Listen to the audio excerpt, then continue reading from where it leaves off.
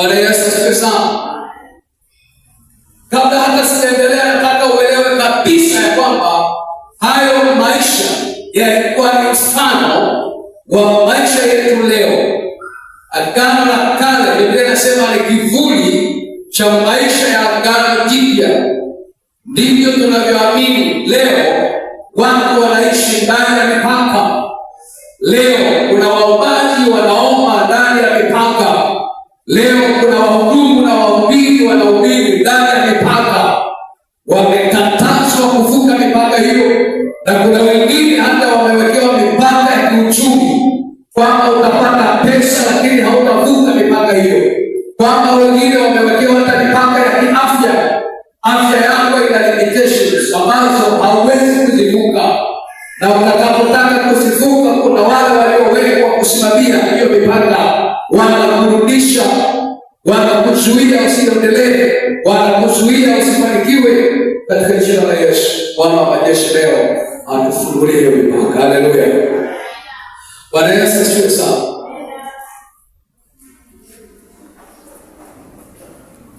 Ili ujue ya kwamba Mungu amekusudia, angalia katika kitabu cha Isaya sura ya 54.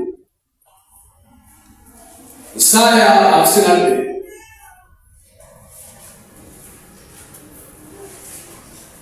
Mstari wa kwanza hadi wa 3.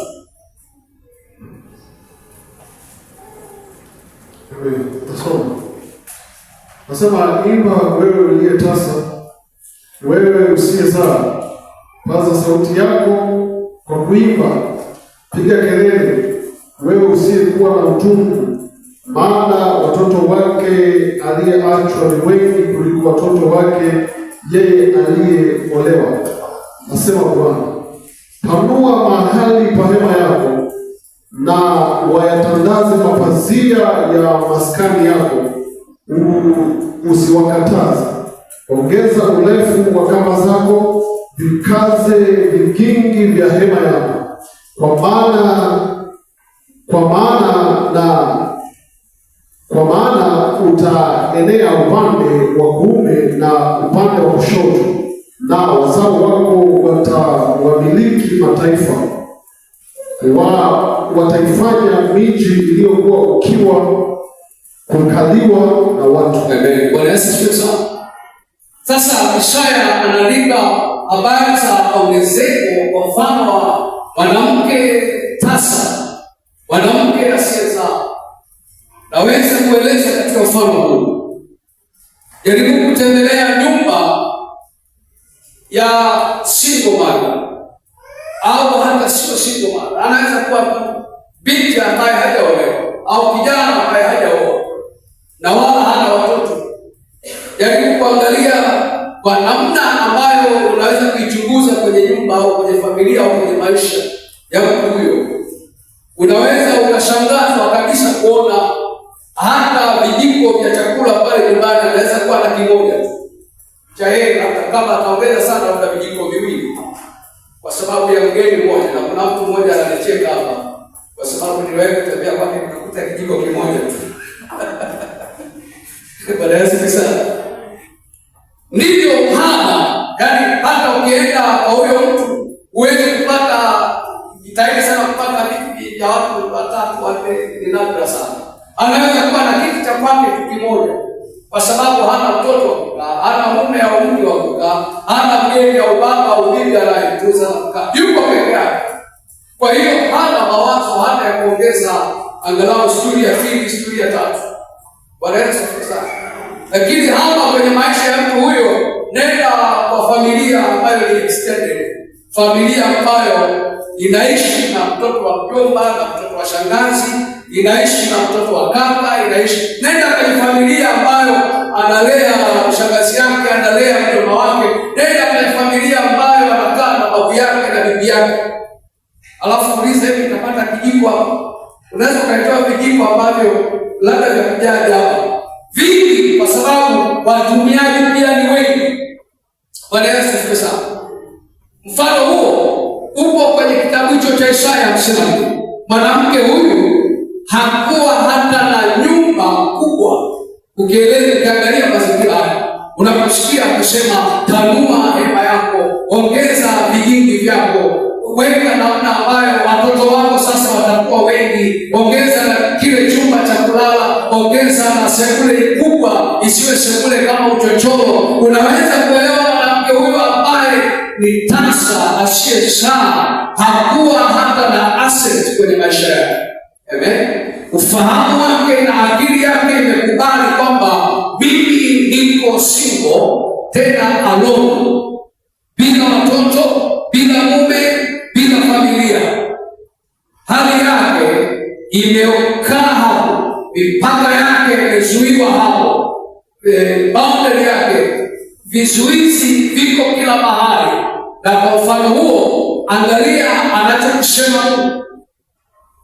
Mstari wa 2 na 3 unaanza kuelewa juu ya kusudi la Mungu kwa mtu huyu aliye single, kwa mtu huyu asiyezaa, kwa mtu huyu asiye na familia, kwa mtu huyu asiye na chochote, kwamba sasa panua mipaka yako, ongeza hema yako, gonga vigingi ambavyo vingefaa kuwa na familia kubwa. Tengeneza mazingira ambayo sasa wale watakaofuatia watakuwa ni wengi. Ona maisha haya ya mipaka, ona maisha haya ya ufinyu, ona maisha haya ya uchache, tena usio wa kujitakia. Maana kuna mtu mwingine anaweza kuchagua kwamba mimi nataka maisha madogo, lakini kusudi la Mungu halikuwa hivyo. Kusudi la Mungu lilikuwa ni kuongezeka sana. Ndivyo alivyomwambia hata mwanamke yule wa kwanza Adamu, na mwanamke wa kwanza Hawa na mume wake Adamu, kwamba nenda mkazae na kuongezeka. Lakini angalia kuhusu kitabu cha Mwanzo sura ya 11 na 12, hasa 12. Mungu anamueleza Ibrahimu, anamwambia nitakuongeza, uzao wako utakuwa kama nyota za mbinguni au kama mchanga wa bahari. Mungu anajaribu kumwambia wanadamu, sikukuumba katika ufinyu, sikukuumba katika uchache. Mimi ni Mungu asiye na mipaka, yaani Mungu ambaye tunamwabudu sio Mungu wa mipaka, yaani Mungu ambaye tunamwabudu sio Mungu wa mazuio mbalimbali. Lakini kwa bahati mbaya, mwanadamu leo anaishi kwenye mipaka iliyo imara, kwenye dari iliyoshindiliwa vizuri sana, kwenye makomeo ambayo hawezi hata kupenyeza mkono akaangalau kuondoka na tunda kutoka nchi. Yuko pale amebanwa kwa namna isiyo sawasawa. Kwa hiyo Mungu anakusudia kufungua hiyo mipaka ili maisha ya wanadamu yawe katika kufanikiwa sana. Usisahau Mungu anaeleza katika kitabu hicho cha Kutoka kwa mifano ya Musa na mfalme Farao, akiwaambia wana wa Israeli kwamba hamtaenda mbali sana, na mtaabudu ndani ya nchi hii, na mtamtumikia huyo Mungu wenu ndani ya nchi hii, na mtatoa sadaka zenu ndani ya mipaka hii, na mtaimba nyimbo zenu za sifa ndani ya mipaka hii, na mtafanya chochote kwa ajili ya Mungu wenu ndani ya mipaka hii. Jambo ambalo Musa analigombea, Musa analikataa, anasema haitawezekana. Haleluya! Natamani mtu mmoja mchana wa leo aseme hivyo, haitawezekana kwa jina la Yesu. Sema hivyo, haitawezekana kwa jina la Yesu. Haleluya! Haitawezekana. Mungu ametuambia mwendo wa safari ndefu. Kwa nini tubaki kwenye hema ambayo hairuhusu hata kochi kuingia? Bwana Yesu sana. Kwa nini tuishi kwenye hema ambayo hairuhusu kitanda cha 6 kwa 6 kuingia? Mimi kwa peke yangu sasa, unajua kitanda cha 6 kwa 6 cha nini? Cha kazi gani? Niko peke yangu sasa, ninunue vijiko vingi vya nini? Niko peke yangu. Wewe sikiliza, yaani ukianza kuelewa hivi ninacho kama unaishi kwenye eneo la uchache, anza kubadilika kuanzia sasa. Bwana Yesu asifiwe sana. Anza kufikiri kwa upya kwamba haya maisha sio yale ambayo Mungu amenipa. Nahitaji kuwa na nyongeza, nahitaji kuwa na ziada, nahitaji kupanua mipaka yangu, nahitaji kufungua kila ukuta ambao umesimama hapo ili kunizuia, nahitaji kufungua kila mlango ambao umenizuia nisitoke, kwa sababu ndilo kusudi la Mungu tufanikiwe. Bwana Yesu asifiwe sana. Unajua, kwa mfano tulie mfano wa maombi. Labda wengine wengi wanaomba kwa ajili ya afya, yaani wanaomba kwa ajili ya tatizo. Si ndio wengi wanavyoomba? Yaani kama una tatizo hauna sababu ya kuomba. Na hicho ni kitu kibaya sana. Kama kuna Mkristo hapa anasubiri apate shida ndipo aombe, hiyo ni changamoto kubwa au ni tatizo kubwa kwa huyo Mkristo. Maombi hayapo tu kwa ajili ya tatizo. Maombi yako kwa ajili ya future yako, kwa ajili ya mipango yako mikubwa, kwa ajili ya malengo yako makubwa, kwa ajili ya kesho yako.